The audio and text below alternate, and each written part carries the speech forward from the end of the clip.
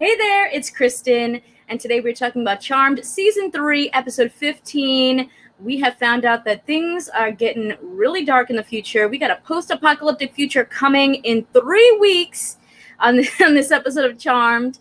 Consider subscribing if you like my videos, and drop down in the comments and let me know what you guys thought about this episode. I gotta say, I feel like we're going in a really fun direction right now. I think last episode really put us in like a whole new zone, a whole new lane when it comes to Charmed. I was so excited by last week learning about Mel's future baby, the fact that they're going to be going to the future, that we're going to be getting, some of those old powers back, like Mel's time freezing ability. And in this episode, Maggie has a vision of the future, and they got to go there and try to stop it. So, hey guys, hello, welcome. Thank you so much for joining me today. So let's just jump right into this. So this episode really is centered around this mysterious future that we don't know anything about, and we're diving in there head first. All we have learned so far is that Mel from the future has brought this baby to be with present day Mel to keep it safe.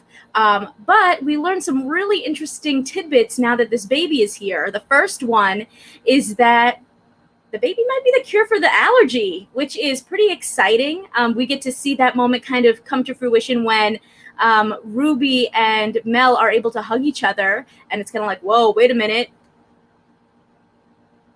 This baby's stopping this allergy. Maybe there's something that this baby is not only are they trying to keep it safe, but maybe there's some kind of antidote related to it. And we learned, that future Mel has been trying to do what she can to save the future. Maybe this is kind of part of her big plan.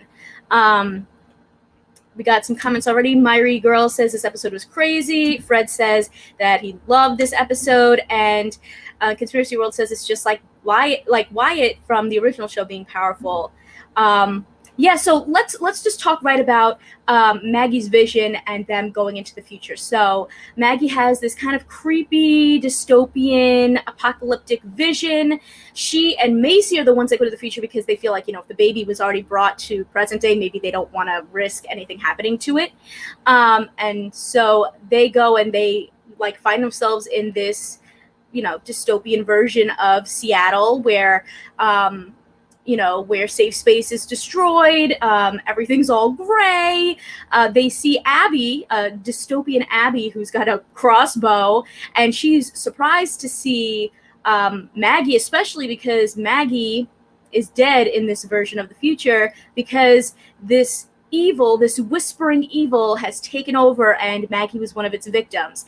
And so now we have been introduced to this new villain that the Perfecti already hinted at that was coming. So this new villain is this whispering evil that basically brings out the worst in you, and that's all that you are, and it makes you basically like an evil version of yourself.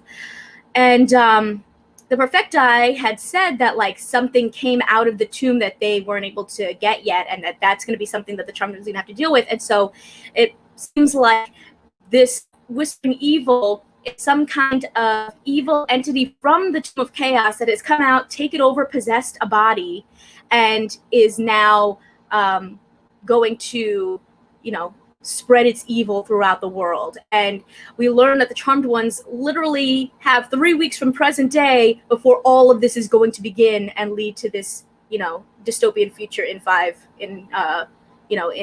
years, which is where they jump to. So the monster's out there, but they have 3 weeks before it begins the the descent to this evil future. So we got some questions in here and some comments. EJ Tayson says this episode made me want to watch it again because I cannot believe what was happening. Right, there was so much wildness going on. Fred says, so was Mel baby supposed to be born in 2026 or 2021? That's unclear. I think that this baby is from 2026, but they're going to have to, the baby might have to be born in 2021. And, I think that there's definitely something tied to it being this savior or this antidote to, not even just the allergy, but I think potentially even this whispering evil. And so, you know, they, during this trip to the future, they learned that future Mel has been trying to do all she can to figure out how to stop this all from happening, how to defeat the whispering evil. And that's why I think her sending the baby to the past or to the present day is going to have something to do with her plan of how to stop what's going on. And yeah, what else went on in this episode? You know, we see that one of these whispering evil monsters that's chasing after people that's still around. It kind of gave me like zombie apocalypse vibes, to be honest. But one of these whispering evil creatures is a version of Macy, but a demon version of Macy. She has the fire power. So does that mean that Abigail gave her back her firepower, and that's how like eventually like her demon side took over because of the whispering evil? Or was there something lying dormant within her that when the whispering evil took over, it just like unleashed this demon within her? What do you guys think? I mean, there's something going on with a demon Macy, whether it's whispering evil related or not, like that's definitely happening. And then the whispering evil on top of that. We got some more comments that says, it seems like they're hinting in the next season that the sisters are getting their original powers restored. Honestly, I would love to see that. I would love to see Macy come back with her like demon abilities. I would love to see Mel get her time abilities, which they already have said is going to happen. Future Mel said it. And then let's see. Yeah, MB says, what I'm trying to figure out is how does Macy get her demon powers back? I know that Abigail had said she would give them back at some point, but like, I mean, maybe they figured out how to do that. And then Mary Girl says, what if the reason Jordan comes back is because the evil is within him? I was thinking that too. Like, what if the whispering evil, the body that it took over, is Jordan's? Ooh, that'd be wild. And they're definitely going to have to, you know, get that out of him because Jordan's such a good guy. He doesn't deserve this. I feel like he's always getting like stuck in the middle of terrible things. So hopefully that's not where it's going. But I mean, also it'd be really interesting. And then let's see what else. So this episode, while the girls are, you know, being chased by this evil Macy in the future and trying to learn about what's going on and finding out about this whispering evil, they also find this board that future Mel had been working on, and they take it with them so that they can figure it out when they get to present day. And I like that they used a lot of magic in this episode. I felt like there was a lot going on. You know, we had these anti-aging potions. We had this spell that Maggie used to shrink down the board. Everybody was kind of, you know, getting into the mix of the magic, which I appreciated, you know, getting to see a little bit more of that. And, you know, this board, like I said, says that basically 3 weeks from when present day is kind of when this huge future end of the world situation is going to start blowing up. So they have really 3 weeks to figure out what's going on and try to stop, you know, all of this from happening.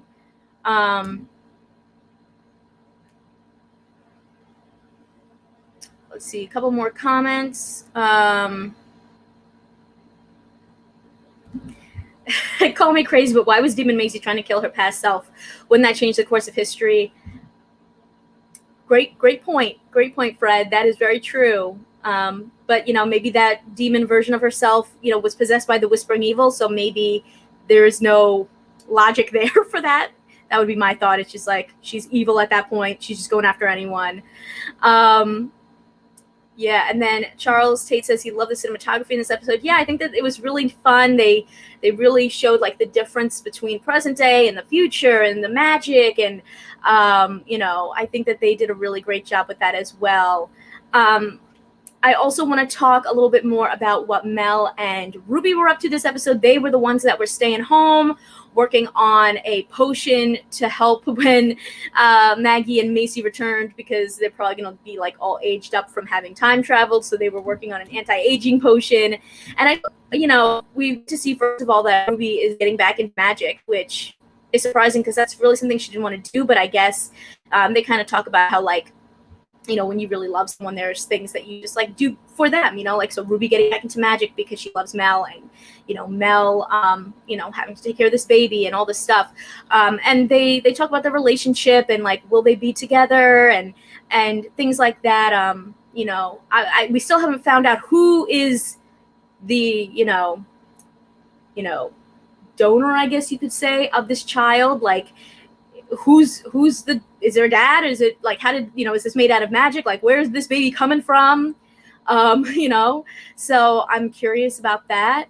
You know, like I said, this baby is obviously very powerful because it seems like it can stop the allergy, and it also potentially maybe can solve these whispering evil problems. That's why I would think that you would want to like protect it in the present day so they can like figure out what to do and get the baby's help. I'm curious, like, will the baby be born this season? Will it be born at like in 2021 at all? Will we like see it, or will they set it back to 2026?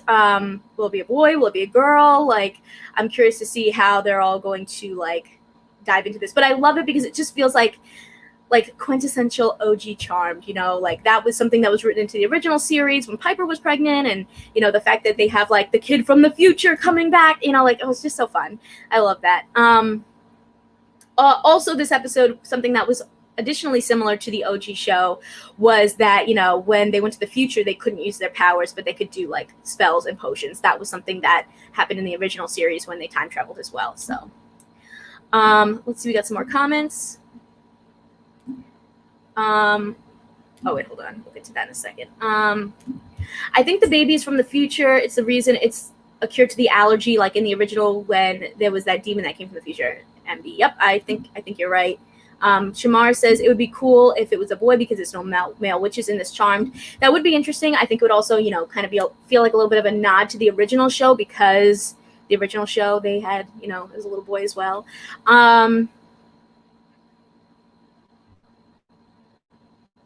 And let's get into Harry now. A bunch of people talking about Harry. So Harry is losing his powers. This episode, he was like, I felt like he was the baby Groot, you know, in this episode, because, you know, with the side effects of what Celeste did to him so that he would lose his, you know, immortality, led to him like kind of going from like childhood to adulthood, and he went through all the stages of like being a bratty kid and being a rebellious teenager and, you know, all that stuff. And it was very funny. As Charles says, this was a very comedic episode. I think it was more just to give Harry something to do, because like it didn't really influence the episode that much. It was more just like, here's like a silly plot point of like, you know, to get rid of his immortality, he has to kind of like go through all the stages of like youth to adulthood again. But I'm hoping maybe in the next episode we'll get to see like, what does this mean now that Harry is going to be mortal? You know, we saw him go through these changes. Does he actually have no powers now that he's mortal, or does he still have his powers but he's just can die? You know, I would love to know, like, what are they going to do with that? And also, how is that going to change how things have been for Harry to begin with? Because Harry's always kind of been the one that's like the damsel in distress, you know? And, you know, I'm imagining that if you don't have powers or if you're just immortal, if you're just mortal, like, you're going to end up being the damsel in distress again. So I feel like, will this change much for Harry? I don't know. he was never really, you know, I guess he guided them, but he was never really much to, you know, be the one protecting everyone. Everyone was kind of always helping him.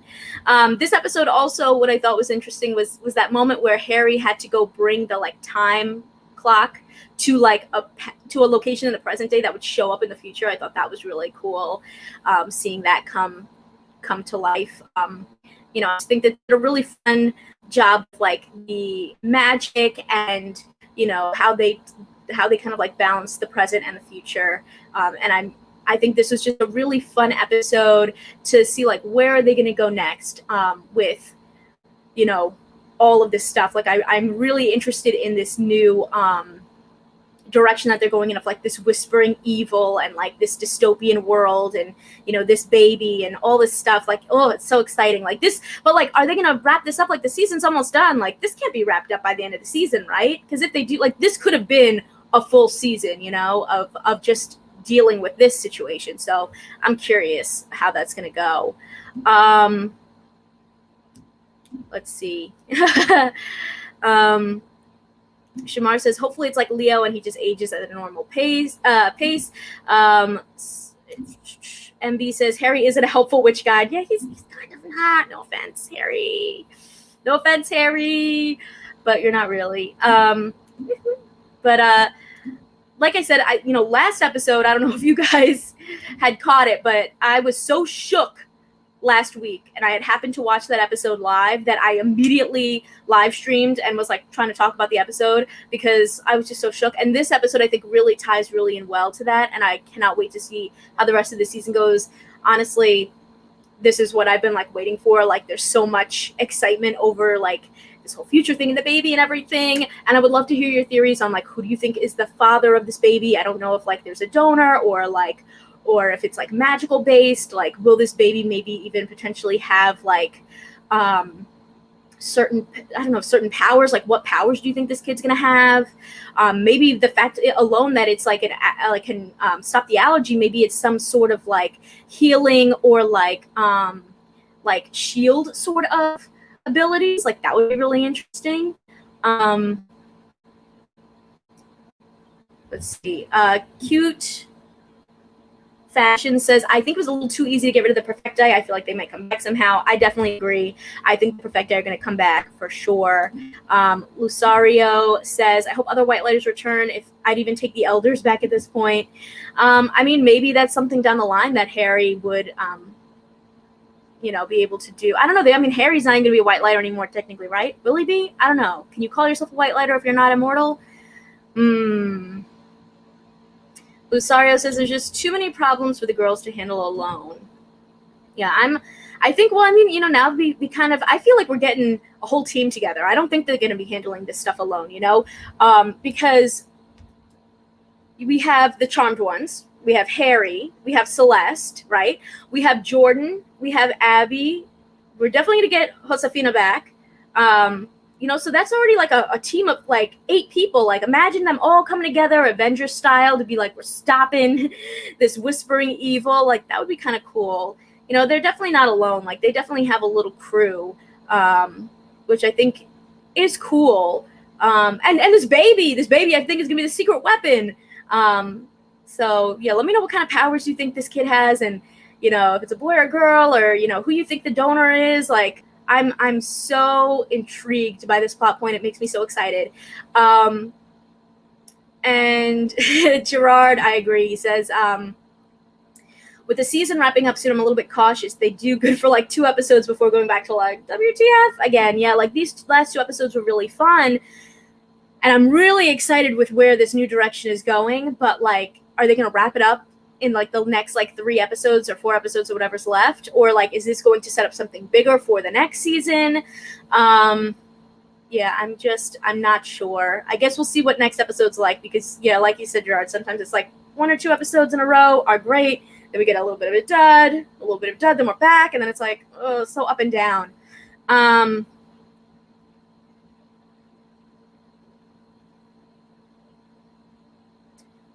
Yeah.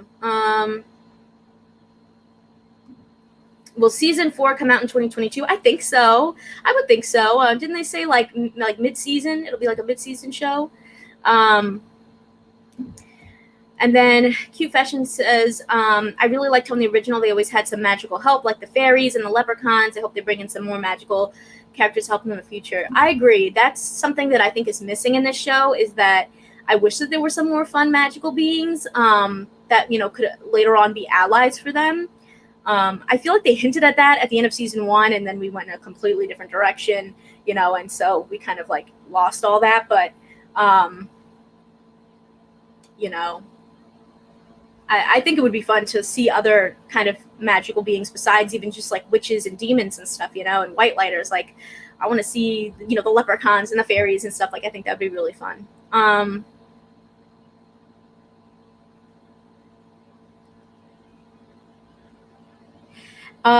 Yeah, so I also wanted to mention, in case anyone hadn't seen it, but I did an interview on Pop Culture Planet, which you can find on my channel, with George Northey, who was a writer on the first season of Charmed, and he talked about what it was like working on that season, what it was like writing for Mel, what it was like writing my favorite episode, Switches and Stones, the Medusa episode, because he's the one that wrote that one, and that was my favorite episode of like the entire season. But he talked all about, you know, that, as well as working on other shows like Faking It and the movie GBF. But like, if you guys haven't checked out that interview, you should, because it's really fun. I loved just hearing from him about what it was like working on Charmed. You know, he comes from a comedy background, so to jump into like a you know, like a supernatural show, it was really cool to hear. But you know, if you haven't checked it out yet, make sure to check it out. It was a good one. But yeah, so, you know, like I said, this episode, I think what I really liked about it was that it really played off of the last episode, which was just shook me to my core. You know, I liked going to the future and doing things like that, like that are wild and unpredictable. I think sometimes the show plays a little bit safe. The fact that they jumped to a dystopian future, like how cool is that? I also, like I said, loved the magic that they used in this episode. They even brought some things back, like the earbuds. It's like, I love when they make connections like that. Like, yeah, you have earbuds, bring them back again, bring them back multiple times, you know? And was anybody else like surprised that it was like Macy that was the, you know, the whispering evil monster coming out, you know? Clearly she's just like one of many, but like, that was definitely surprising, that she even had her demon powers. Like MV said, Macy really took the mantle in this episode. Her demon powers are very effective. Yeah, I miss half witch, half demon Macy. I thought that was the coolest plot point ever, that like she had these like dual sides to her, this gray area. So, you know, and I heard some people saying they thought because there was like the braids and you're seeing her in shadows, and maybe it was Jada coming back, but I don't think she'll come back. But, you know, I think that it was definitely very interesting. And then Lucario says, speaking of the future and evil Macy, I generally felt bad when Abby died. Issues with her character aside, it still shocked me. I think that, you know, as Mel kind of said, like, the future's always changing. So to me, like, yeah, she died, but I guess it didn't have as big of an impact because I was like, I know that she's probably gonna be fine, you know, like they're gonna fix the future, like things will, like maybe she, I mean, if she does die later on down the line and she doesn't come back, that's one thing, but you know, I think that this was definitely you know, it's interesting to see where they're going, where things are constantly changing. Like Mel said before, she saw a version where she was dead in the future and it wasn't a dystopian world. Now we're seeing a future where she's trying to save everyone and it's, you know, this post-apocalyptic situation. So, you know, I think that things are always changing and anything's possible. But yeah, everyone's like, Demon Macy, good to see her again. And we love it. She was amazing as a source. And yeah, I just love Demon Macy. I just want her to have her demon powers back. And I just thought it brought so much dimension. I think season 1 Macy, like, and leading into season 2 Macy were like my favorite versions of Macy, because she just had like, you know, when she has her demon abilities, it just brings this like depth of like, there's this little bit of like an edge, you know. And Trevor says, I love your reviews. Thank you. I appreciate that. Thank you so much. I love talking about the show with you guys. It seems like Monday is the day. Is Monday the day that we should talk Charmed? Because I know I've done some Saturday and Sunday reviews, and I feel like not really a lot of people are there. So maybe, you know, maybe Mondays is the day. But yeah, Macy had so much more depth to her. Yes, I agree. I love it. Ooh, I hope we get the source back next season. I mean, we kind of got, you know, we touched upon the source a little bit. A couple of, you know, what was it, the beginning of the season? End of this season? Or end of last season? You know what I mean? There's just, all the seasons are confusing now that seasons 2 and 3 kind of led into each other. But, you know, I would love to hear also from you guys, what are some theories you're going to have for season 4? Like, I mean, I know we got a little bit more time here with this season, but like, where do you think we're going? Like, do you think this is going to extend into season 4 with this dystopian situation? Or are they going to wrap it up in season 3 and we're going to have like a whole new story? I kind of hope that it's something that projects even bigger in season 4, you know, like, I don't know, sometimes it's like they wrap things up super quick, which they did with the Perfecti, but the Perfecti were just like the beginning of something even bigger, you know, with this whispering evil. So, I hope, yeah, MB theories for next season that they'll get their original powers back. That would be really cool. I hope so. And before season 4, yeah, that would be awesome. Maybe like the finale. Oh, how cool would that be? The finale. All got our powers back. Sisterly bonding moment. Everyone has drinks on the patio. Wrapped up. No, I don't know. Do you think a charmed one will die like in the OG Charmed? I mean, I don't know. I would say right now I don't think so. But, I mean, I didn't think they'd bring a pregnancy into the story either at all. Like, I did not think that would be on their radar to do that. So you never really know. You never know. Maybe if someone's like, I don't want to be in the show anymore. But I think I would see Abigail dying before the charmed ones, if that makes sense. Like, I think I could see maybe they're like, okay, we're done with Abigail and wrap her up and kill her off before the charmed ones, at least. MB has says they have been getting better with the sisterly bond. I think so. I think it's been better. I think that's been something that hasn't been our focus, which I know in the first like 2 seasons we were like, where's the sisterly bonding? Come on, Mel and Macy. But I think in this season, it's something I haven't really noticed as much, and which is ironic. The fact that like the season that they can't touch each other is a season that we don't have a problem with their sisterly bond. You know, man, too funny.